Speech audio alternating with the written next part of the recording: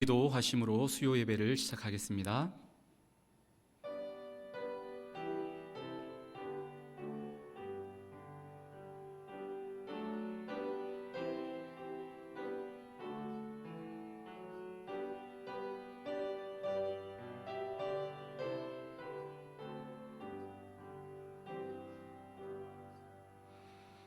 다 함께 찬송가 430장 찬송하시겠습니다.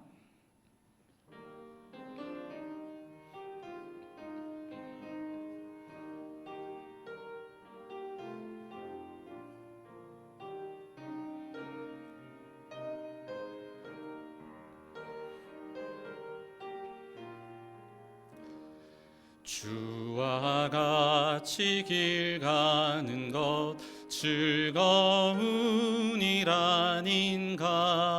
우리 주님 걸어가신 발자취를 밟겠네. 한 걸음 한 걸음 주 예수와 함께 날마다 날마다 우리 걸어가리.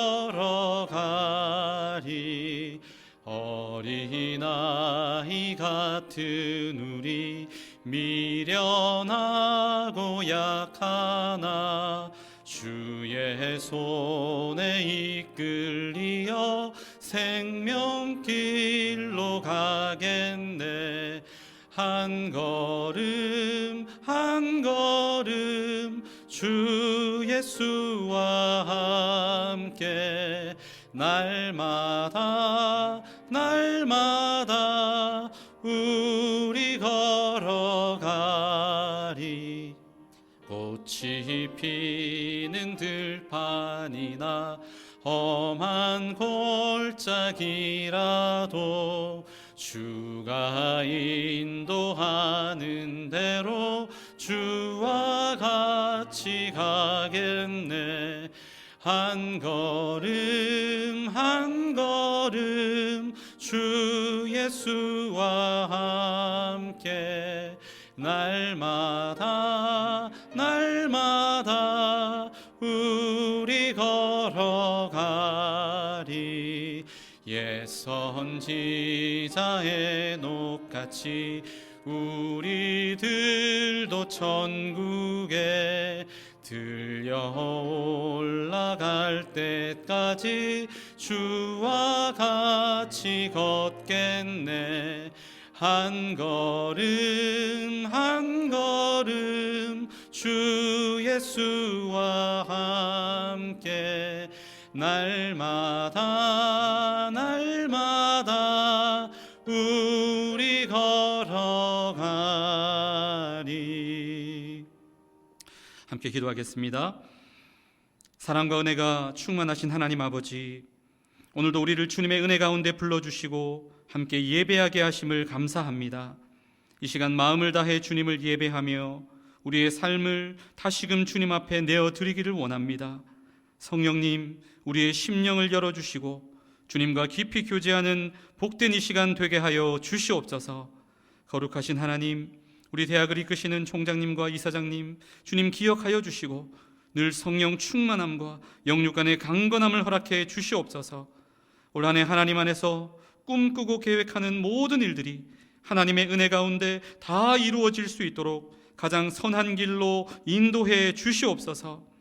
외성 가족들과 우리 학교 교수님, 교직원 선생님, 모든 학생들에게도 크신 은혜와 복을 내려주시고 여호와를 경외하는 신앙인들 다 되게 하여 주시옵소서. 그리하여 우리 부산외대가 가장 행복한 대학, 가장 글로벌한 대학이 되게 하여 주시옵소서. 주님, 특별히 이번 한 주간은 수강 신청 기간입니다.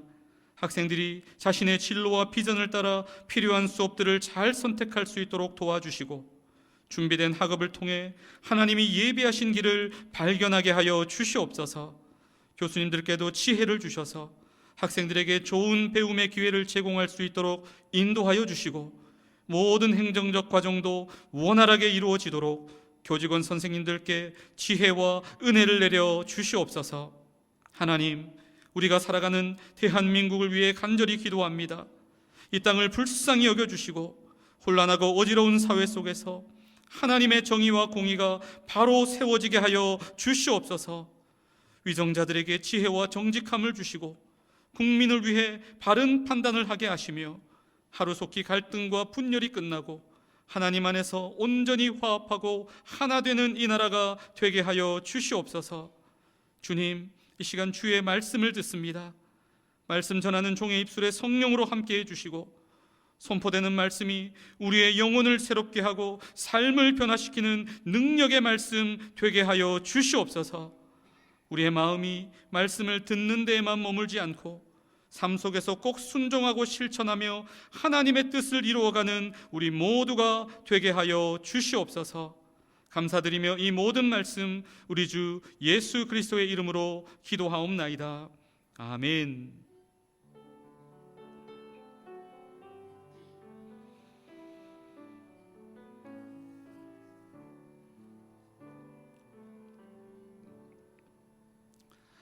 오늘 함께 나눌 하나님의 말씀 창세기 5장 21절부터 24절까지의 말씀과 히브리서 11장 5절 6절 말씀입니다.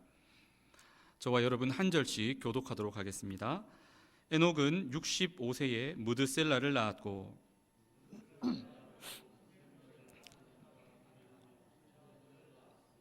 그는 365세를 살았더라.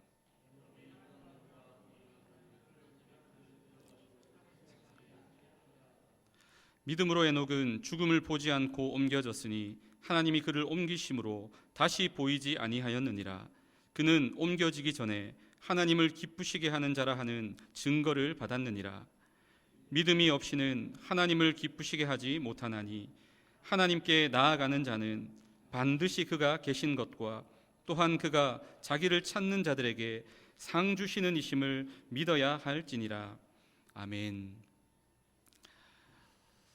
여러분, 성경을 보시면 죽음을 통하지 않고 하나님께로 천국으로 간 두 사람이 나옵니다.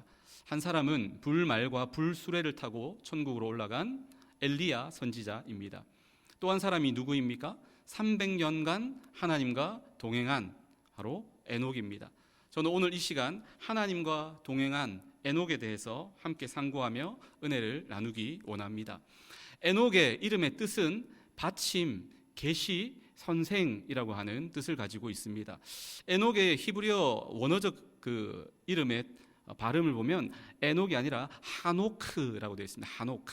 이 하노크라고 하는 말은 히브리어 단어 하나크에서 나온 말입니다. 하나크의 뜻이 뭐냐 하면 바치다, 봉헌하다 이런 뜻입니다.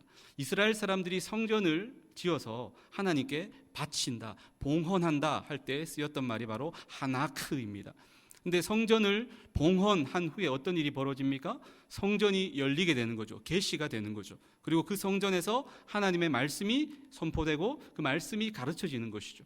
바로 이러한 의미에서 따온 이름이 바로 에녹, 하노크라고 하는 발음이 되는 에녹의 이름의 뜻입니다.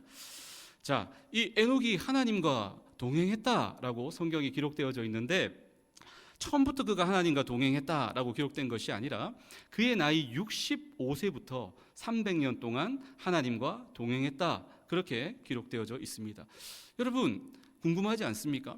에녹이 65세 때 도대체 무슨 일이 있었길래 그때부터 하나님과 300년간을 동행하게 된 것일까요? 그 계기가 무엇일까요?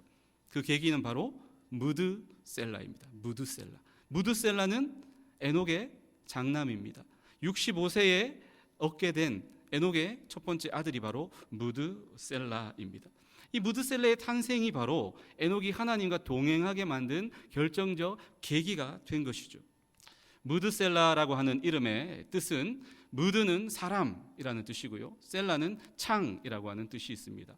그래서 창 던지는 사람, 과거의 전쟁에서 최고의 무기가 창 아니겠습니까? 창을 던지는 사람은 매우 중요한 사람이죠. 그런 훌륭한 사람, 중요한 인물이 되라는 뜻으로 무드셀라라고 하는 이름을 지어 주었을 것입니다. 그런데 이 무드셀라라고 하는 이름에는 또 하나의 의미가 있습니다. 이중적 의미를 가진 이름이다라고 하는 것이죠. 무드라고 하는 것은 바로 죽음이라고 하는 뜻도 포함하고 있고요, 셀라는 보낸다라고 하는 뜻이 있습니다. 죽고 나면 뭔가가 보내진다는 거죠. 이 에녹의 아들이 죽고 나면 뭔가가 보내진다라고 하는 그런 의미를 가지고 있습니다.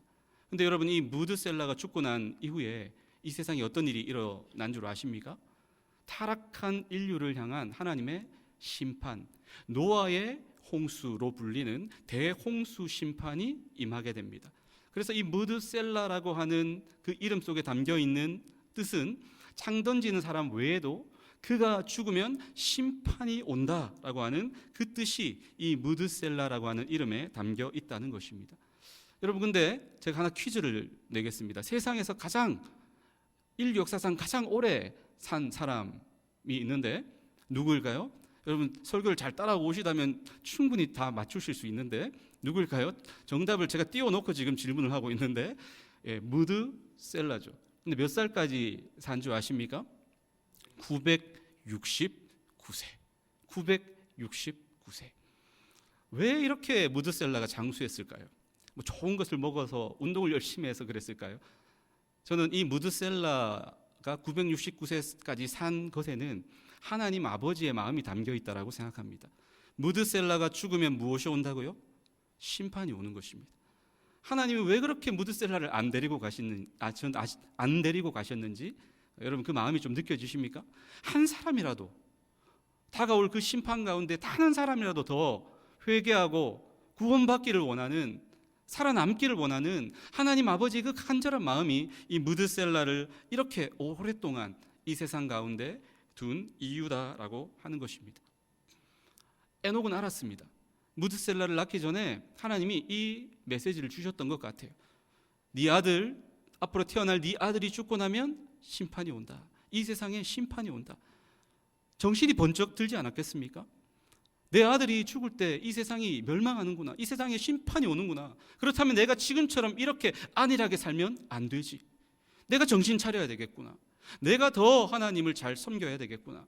그래야만 내 사랑하는 가족들, 내 자식들, 그리고 이 세상 사람들, 나를 아는 누군가라도 나의 삶을 통하여 한 사람이라도 더 돌이키고 회개하고 구원받을 수 있지 않겠는가. 내가 이렇게 살면 안 되지. 그렇게 이 무드셀라의 탄생이, 이 에녹이 하나님과 동행하게 되는 결정적 계기가 된 것입니다. 사랑하는 여러분, 저와 여러분도 언젠가 하나님의 심판대 앞에 서게 될 날이 올 줄로 믿습니다. 그 시기는 아무도 모릅니다. 하나님 아버지만 아십니다. 하지만 중요한 사실은 지금 이 시간에도 단 1초도 쉬지 않고 째깍째깍 계속해서 그 시계는, 심판을 향한 그 시계는 흘러가고 있습니다.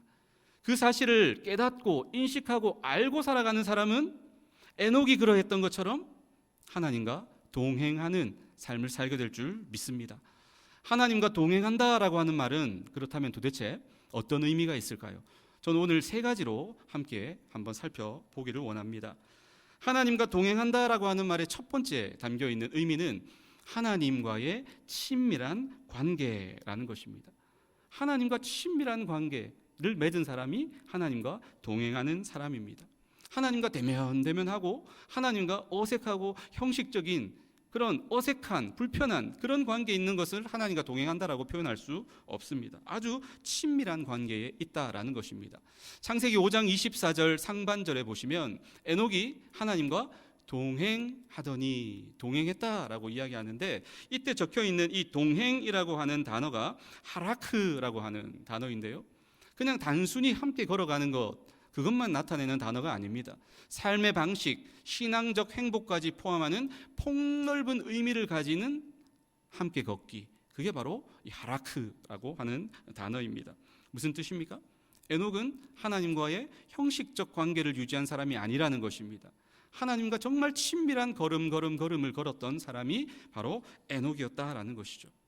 그렇다면 여러분, 어떻게 하면 하나님과 그렇게 친밀해질 수 있겠습니까? 성경에 나오는 많은 믿음의 사람들이 있는데 그들 가운데 특별히 더 하나님과 가까이 친밀하게 지냈던 사람들을 살펴보면 우리도 힌트를 얻을 수 있습니다. 대표적인 사람, 아브라함을 들 수 있겠죠. 아브라함은 여러분 어떤 사람이었냐면 하나님의 친구로 불렸던 사람입니다. 야고보서 2장 23절 같이 읽겠습니다. 시작.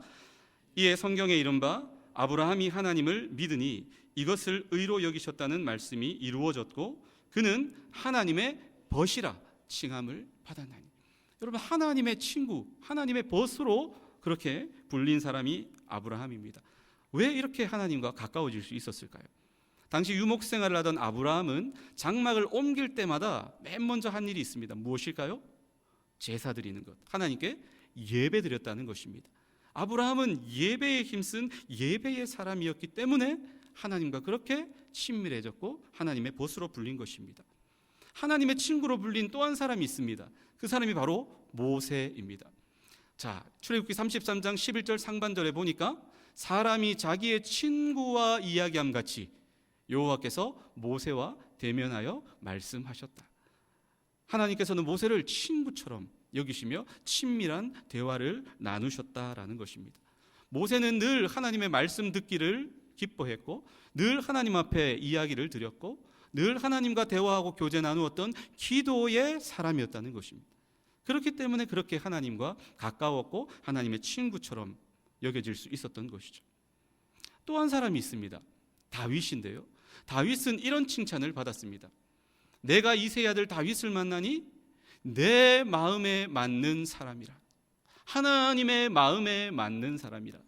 이전 개역 한글 버전에서는 내 마음에 합한 자다 이렇게 번역하고 있는데, 이런 칭찬을 다윗이 받았습니다. 이유가 무엇입니까? 다윗은 늘 하나님을 찬양하는 데 힘썼던 사람이기 때문입니다. 기쁠 때만, 좋은 일이 있을 때만 하나님을 찬양한 것이 아닙니다. 눈물의 골짜기를 지날 때에도, 사망의 음침한 골짜기를 다닐 때에도 늘 하나님을 찬양하고 또 찬양했던 사람이 다윗입니다. 그렇기 때문에 내 마음에 맞는 자다 이렇게 칭찬받으며 하나님과 친밀함을 유지했던 사람이 된 줄로 믿습니다. 여러분, 아브라함만 그럴까요? 모세만 그럴까요? 다윗만 하나님이 편애하실까요? 그렇지 않습니다. 저와 여러분도 예배에 힘쓰는 삶을 살아가게 될 때에, 그리고 모세처럼 하나님의 말씀을 붙잡고 기도하는 데 힘쓰는 삶을 살아가게 될 때에, 항상 주님을 높이며 찬양하는 삶을 살아가게 될 때에 주님과 더 가까워지고 더 친밀함을 유지하는, 하나님과 동행하는 인물 될 줄로 믿습니다. 그런 모든 성도님들 되시기를 주의 이름으로 축복합니다. 에녹은 바로 그런 친밀함 가운데 하나님과 동행했다는 것입니다. 두 번째 의미가 있습니다. 하나님과 동행한다는 말의 두 번째 의미는 하나님을 전적으로 의지한다라는 뜻입니다. 하나님을 부분적으로 의지하는 게 아닙니다. 하나님도 조금 의지하고 세상도 조금 의지하고 내가 가진 어떤 힘과 지혜와 능력도 조금 일부분 의지하는 그 정도가 아닙니다. 전적으로 하나님을 의지하는 것이 바로 하나님과 동행한다라는 의미입니다. 히브리서 11장 5절에 보니까 믿음으로 에녹은 하나님을 기쁘시게 했다. 믿음으로 하나님을 기쁘시게 했다 그렇게 적혀 있는데요, 이 믿음이라고 하는 헬라어 단어가 피스티스라고 하는 단어입니다. 단순한 신념이 아닙니다. 전적으로 하나님을 의지하는 신뢰, 이게 피스티스, 믿음이다라는 것입니다. 에녹은 하나님을 부분적으로 신뢰한 것이 아닙니다. 부분적으로만 의지한 것이 아닙니다. 그는 전적으로 하나님을 의지했다라는 것입니다. 이런 믿음이 있을 때 하나님을 기쁘시게 하는 줄 믿습니다. 하나님을 전적으로 의지한다는 것은 두 가지를 의미하는데, 첫 번째는 반드시 그가 계신 것을 믿는 것입니다. 하나님이 살아계신다라고 하는 것을 결코 부인하지 아니하고 확신하고 믿는 것입니다. 또 하나는 그가 자기를 찾는 자들에게 상 주시는 이심을 믿는 것입니다. 하나님이 살아계시고 그 하나님께 내가 철저히 의지하고 신뢰하며 나아갈 때에 결코 빈손으로 돌려보내지 않으신다. 반드시 하나님이 내게 복 주신다.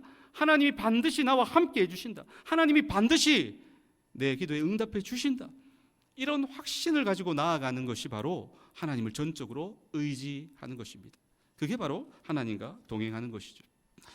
그런 대표적인 사람이 성경에 저는 다니엘이 아닌가 그렇게 생각합니다. 기독 정치인의 모델과도 같은 사람 꼽자면 저는 다니엘이다라고 생각합니다.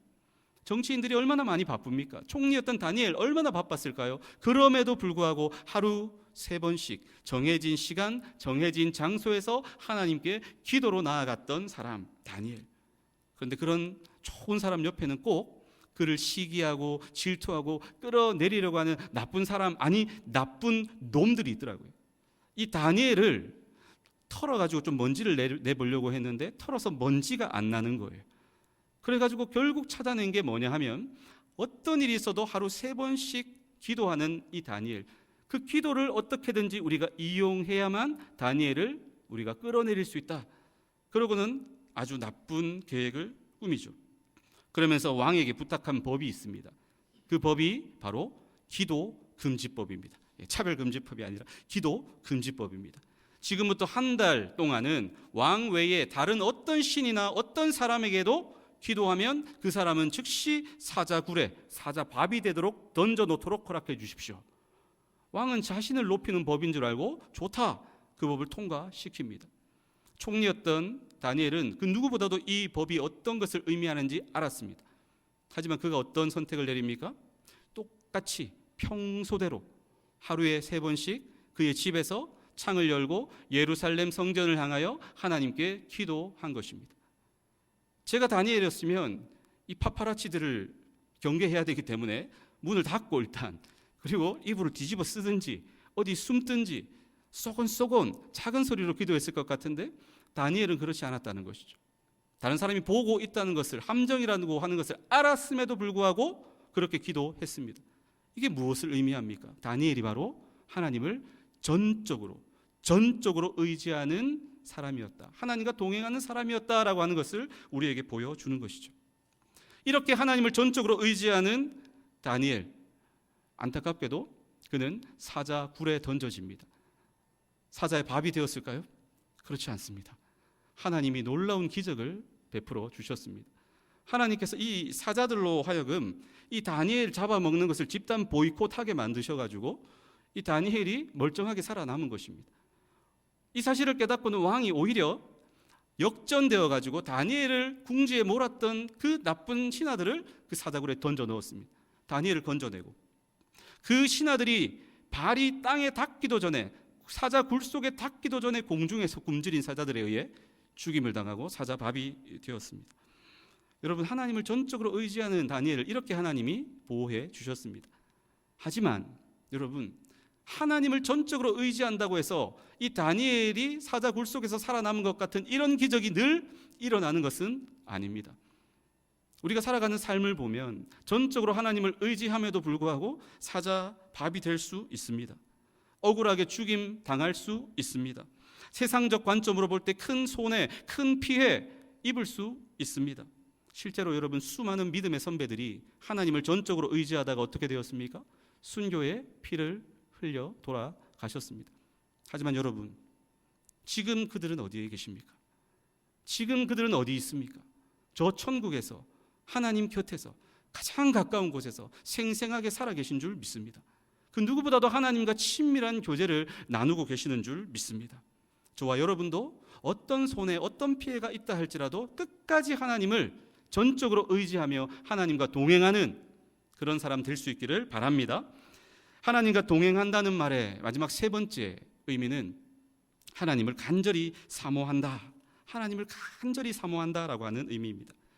창세기 5장 24절 하반절에 보시면 하나님이 그를 데려가심으로 에녹을 데려가셨다라고 하는데요, 이 데려가다라고 하는 이 단어가 라카흐라고 하는 히브리어 단어인데요, 이 단어가 여러분 또 어디에 쓰여 있는지 아십니까? 창세기 2장 22절에 보면 하나님이 아담이 혼자 사는 모습이 좀 좋지 않게 보이셔서 그를 마취시키십니다. 그리고는 그의 갈빗대를 하나 취해가지고 여자를 만드십니다. 그의 신부감이죠. 하와죠, 하와. 그래서 그 하와를 이제 아담에게로 데려오십니다. 이때 데려온다라고 하는 단어가 바로 라카흐입니다. 그러니까 이 단어가 언제 쓰였다는 것입니까? 인류 최초의 결혼식 장면에서 쓰여진 단어라는 것입니다. 하나님이 에녹을 천국으로 데려가실 때 쓴 단어는 바로 결혼식에서 썼던 그 단어를 쓰셨다는 것입니다. 에녹은 하나님 나 죽기 싫어요, 하나님 나 오래 살고 싶어요, 더 이 땅에 있고 싶어요. 근데 하나님이 억지로 너 이제 와, 이렇게 억지로 끌고 가신 것이 아니라는 것입니다. 에녹의 마음이 어땠다는 것입니까? 사랑하는 그 주님 만나고 싶은 마음으로 계속해서 주님과 헤어지기 싫고 함께 있고 싶고 또 함께 있고 싶고 계속해서 붙어 있고 싶은 그 애달픈 마음이 있었기에 하나님이 그 소원을 들어주시고 데려가셨다라는 것입니다. 이 중에 연애를 해보신 분들은 아마 경험이 있으실 텐데, 서로 만나서 사랑하는 연인이 교제하고 난 다음에 시간이 되어서 이제 집에 바래다 주면 어떤 일이 벌어집니까? 내가 오빠 집까지 다시 좀 바래다 줄게. 괜찮아, 들어가. 아니야, 오빠 바래다 줄게. 이래가지고 또 오빠 집으로 또 한참 가다가 너무 멀리 왔다. 너무 늦었어. 다시 가자. 다시 바래다 줄게. 그래서 다시 갔다가 또 왔다 갔다 하다가 밤이 늦어지는 경우가 있습니다. 그러다 결국 차 시간 끊겨가지고 이렇게 걸어서 집으로 돌아가는, 저도 그런 경험이 있는데요. 이런 사모함이 있는 거 아닙니까? 다 공감하시죠? 이런 사모함이 너무 커지면 어떻게 됩니까? 이제 헤어지기 싫다. 같이 살자. 그래서 결혼하는 거 아닙니까? 여러분, 에녹이 그런 마음으로 하나님을 사랑했다는 것입니다. 그래서 하나님이 그를 천국으로 데려가셨다. 그게 바로 여러분, 하나님과 동행하는 것입니다. 걱정되십니까? 하나님을 사모하다가 이거 제명에 못 죽겠구나. 지금 하나님 불러가시면 어떡하지? 여러분, 걱정하지 마십시오. 그런 특별한 은혜는 아무에게나 주어지지는 않습니다. 하지만 여러분, 우리가 이 땅 사명 감당하고 살다가 죽어도 걱정이 없습니다. 왜냐? 저 천국에서 영원히 주님과 함께 친밀한 교제를 나누며 살아가게 될 것이기 때문입니다. 또한 우리가 살아있을 때 에녹처럼 간절히 하나님을 사모하면 어떤 일이 벌어집니까? 주님이 시편 107편 9절과 같은 선물을 주십니다. 우리 같이 한번 읽어보겠습니다. 시작. 그가 사모하는 영혼에게 만족을 주시며 줄인 영혼에게 좋은 것으로 채워주심이로다. 아멘. 우리가 에녹처럼 하나님을 간절히 사모하며 살면 이 세상 그 어떤 것으로도 채워지지 않는 우리의 그 심령 가운데 주님이 만족함을 주시고 늘 좋은 것으로 충만하게 채워주신다, 그렇게 약속하고 계십니다. 이 복을 하나님과 동행함으로 받아 누리시는 모든 성도님들 되시기를 바랍니다. 말씀을 맺겠습니다. 에녹은 무드셀라를 낳을 때 이 세상에 임박한 심판이 있다라는 것을 깨닫고는 그때부터 정신이 번쩍 들어서 하나님과 동행하는 삶을 살았습니다. 저와 여러분도 항상 이 사실을 놓치지 않았으면 좋겠습니다. 이 세상의 삶이 너무 바쁘고 분주하여서 정신없이 그냥 하루하루 이 세상 사람들과 똑같은 삶을 살지 않기를 원합니다. 나의 심판의 날, 나의 종말, 개인적인 종말의 때도 시시각각 다가오고 있고 이 세상의 종말의 때도 시시각각 다가오고 있다. 그것을 늘 깨어 의식하고 인식하며 살아갈 수 있기를 바랍니다. 그래야 하나님과 동행할 수 있습니다. 하나님과 동행하는 것은 하나님과 예배, 말씀, 찬양, 기도를 통해 친밀한 가까운 관계를 맺는 것입니다. 하나님과 동행하는 것은 하나님을 부분적으로만 의지하는 것이 아니라 어떤 피해와 손해가 있다 할지라도 하나님을 전적으로 의지하는 것입니다. 하나님과 동행하는 것은 하나님을 너무너무 간절히 사랑하고 또 사모하는 것입니다. 여러분, 이 말씀 우리의 심령 가운데 새기시고 오늘부터 이 말씀에 순종함으로 에녹처럼 하나님과 동행하는 제2, 제3의 에녹, 이 시대의 에녹으로 하나님의 은혜와 복을 누리시는, 그리고 그 나누시는 그 복을 많은 사람들에게 나누심으로 나의 삶을 통하여 이 세상의 많은 믿지 않는 사람들이 하나님을 볼 수 있는, 하나님을 보여주시는 그런 움직이는 교회, 움직이는 전도지, 하나님을 보여주는 창문으로 쓰임받는 그런 복된 삶 살아가실 수 있기를 주님의 이름으로 축복합니다. 기도하겠습니다. 하나님 아버지, 오늘부터 항상 깨어서 하나님과 동행하는 이 시대의 에녹 되게 하여 주시옵소서. 예수님의 이름으로 기도하옵나이다. 아멘. 찬송가 438장 우리 1절과 마지막 절 함께 찬송하시겠습니다.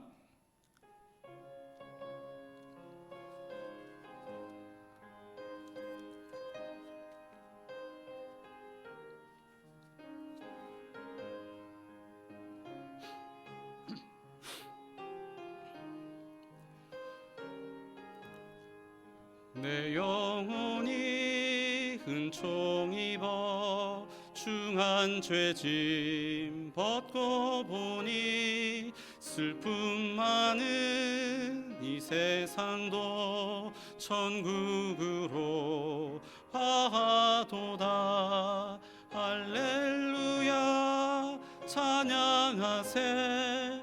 내 모든 죄 사함 받고 주 예수와 동행하니 그 어디나 하늘 3절입니다.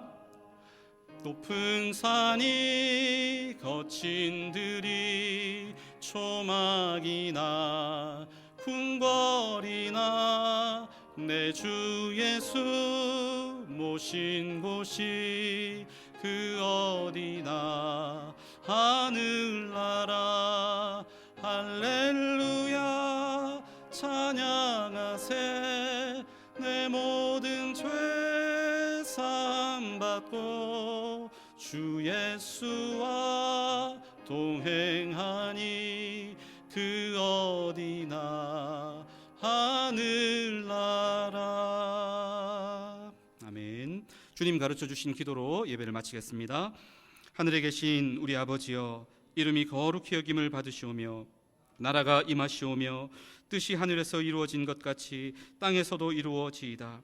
오늘 우리에게 일용할 양식을 주시옵고 우리가 우리에게 죄 지은 자를 사하여 준 것 같이 우리 죄를 사하여 주시옵고 우리를 시험에 들게 하지 마시옵고 다만 악에서 구하시옵소서. 나라와 권세와 영광이 아버지께 영원히 있사옵나이다. 아멘.